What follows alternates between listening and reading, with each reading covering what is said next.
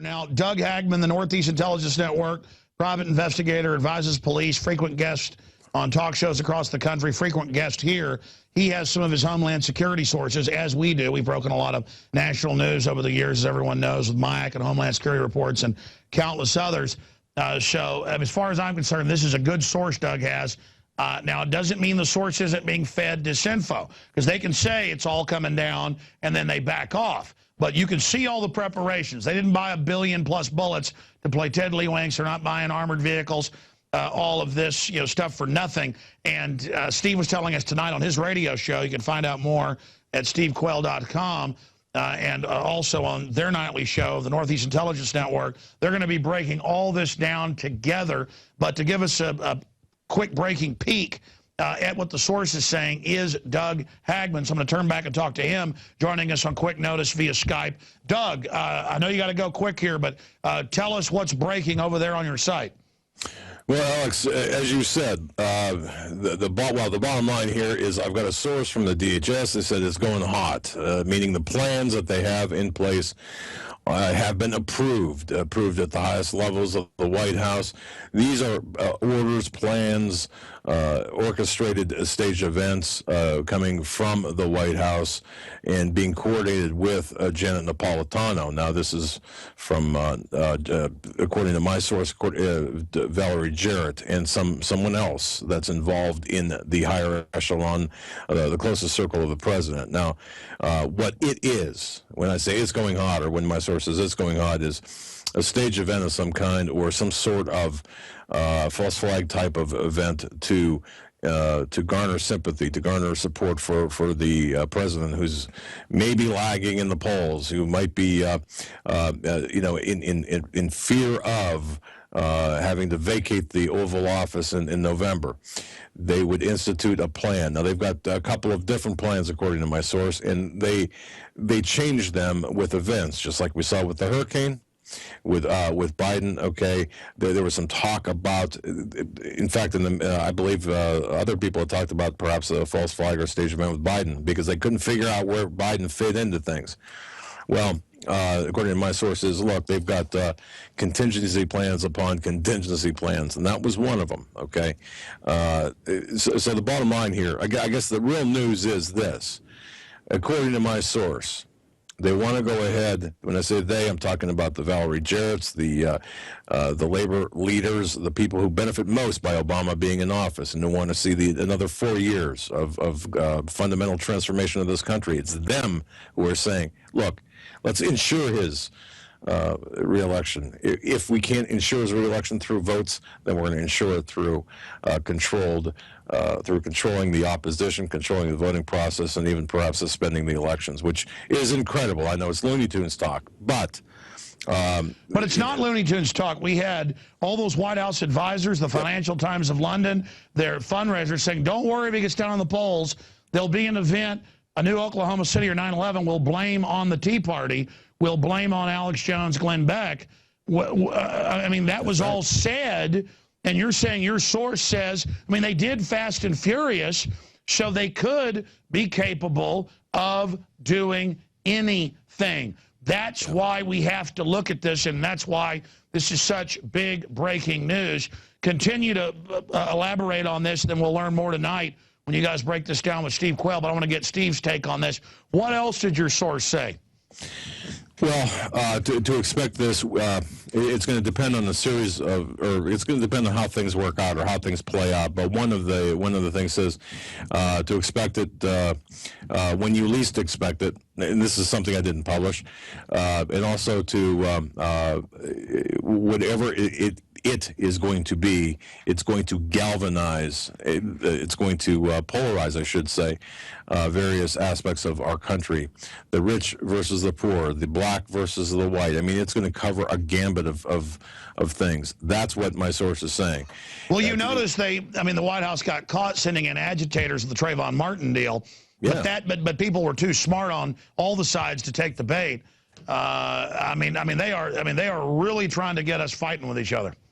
Well, yeah, and I think, and to your credit and to Steve's credit, to people who are speaking out against this, you know, and you had mentioned earlier, what if this is just nothing more than a disinformation campaign? I thought of that. It could very well be. And if that is the case, then so be it. How do you tell? I don't know.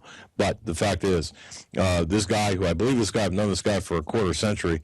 Look, he's given me a lot of information in the past, and he said these people are very serious. These people want. I mean, look, it's going. You know, this is right now the start of what could very well be a dramatic change in America itself. And well, the globalists are running around like it's the end of the world, digging in everywhere, arming themselves, and they know they've got to get this collectivized New World Order in. But I mean, you know, Romney's not much different than Obama. I don't know why they don't just, you know, that just coast in. But there are those Chicago Mafia criminal elements that are so virulent that they may want to keep that particular management team in place. We know there's fights within the whole New World Order system. Your source in DHS, do they say anything about, I mean, I'm just throwing out questions I would ask about other people in DHS. I mean, is there anything they won't go along with? I mean, obviously they're concerned if they're telling you stuff, they're telling me stuff. We get, you know, a lot of breaking news as well. I mean, the word I get is that police and military and even feds, even though they've tried to pick bad people, are just totally freaking out right now because everything that the conspiracy theorists talked about is coming true. No, which is true. Your information is accurate, and I know you've got some fantastic sources. The rank and file of DHS, of the law enforcement agencies that are involved in DHS, yeah, in fact, they're fed up. They are freaked out, for lack of a better descriptive term. But in particular, one thing that really got to me was the fact that we all recall the sexual component to the Napolitano staff picks and lesbian parties, you know. Exactly. That, they almost, according to my source, they almost lost control of this information, I shouldn't say the information, of the compartmentalization of the information, because it was during one of those situations, let's just say, that there was something said, and it was done in such a fashion where there, in fact, they're very adept at using sexual perversions for blackmail, and that's why they're bringing these people in. I mean, look, blackmail is blackmail, and of course, if you're married, well, they want to bring in mentally defective people that. I mean, it's one thing to have those sexual persuasions, but, you know, just the domination, the craziness, the wildness of these souped up, you know, hyper male. You know, I mean, these women take testosterone. I mean, and that's the whole culture. They're crazy people, basically, and they can't help it. That's who the globalists want, is just lunatics who would order I mean, say what you want about Bush. They didn't have TSA fondling children and women at the airport. I mean, this is a group taking their sick domination out in the open. They're criminals. Criminals always get reckless. Yeah, and I got to tell you, you were saying that before, long before I was. Steve Quayle was saying that long before I was. And boy, I'll tell you, what a wake-up call I received when I realized everything you've been saying is true and everything that Steve's been saying is true. And to have somebody from, detached to DHS, law enforcement officer, say, hey, look, this is what's taking place. And it is. And so to really sum it up, at this point, I believe, based on what my sources told me, we are at the point now where there has been a commitment given by, whether it's Valerie Jarrett or someone else close to Obama. Perhaps Obama doesn't even know about this or has a suspicion, but he's not in on necessarily the integral planning of this. But that final go-ahead has been given, and certain conditions have to exist or should exist before whatever it is. Well, there it is. From your source, there's the headline. Globalists to stage false flag for Obama, or false flag trigger to be pulled for Obama. I mean, you think that's an accurate headline? I do. Very much so. Yes, I do. And I think, Canada Free Press picked up on this. Judy McLeod had written a story yesterday that kind of set the stage. Yeah, and we didn't collaborate on anything for this article about, staging a false flag event. Look. We've got all these advisors saying, gee, it would sure help us. Now Obama's in trouble. And everybody better have their eyes peeled for this. You guys are going to cover this more tonight. People can find out at stevequayle.com or Northeast Intelligence Network's website. In fact, give people that site again. It's Alex, thank you very much. It's HomelandSecurityUS.com. It's HomelandSecurityUS.com, not affiliated with any government website. Sure, and we've had that up on screen as well. Let's bring Steve Quayle in here, who's on the show tomorrow. In fact, we should get you on after him tomorrow. He's on at noon, the radio show tomorrow. Steve Quayle, give us your take on what you just heard, because you were the one while we were on air that alerted me to Doug's new report, so we got him on with you at the end of this in-depth interview. This is just chilling because this fits into all the preparations we see, and then the criminals are so arrogant, they're writing op-eds in major publications going, don't worry, there'll be a big staged event we'll blame on people. I mean, they're so arrogant, they don't even put 1 inch of separation. They don't say they're going to stage it. They just say, don't worry, fundraisers. Doesn't matter if we're down the polls. There'll just be something staged. We'll blame on the Tea Party. I mean, they're now suspect number 1, Steve Quayle, when there's an event. I mean, aren't they? Well, absolutely, but it gets back, Alex, to the same thing. Everybody other than them is a target to be destroyed. They have assassination algorithms. We'll talk about that maybe tomorrow on your show.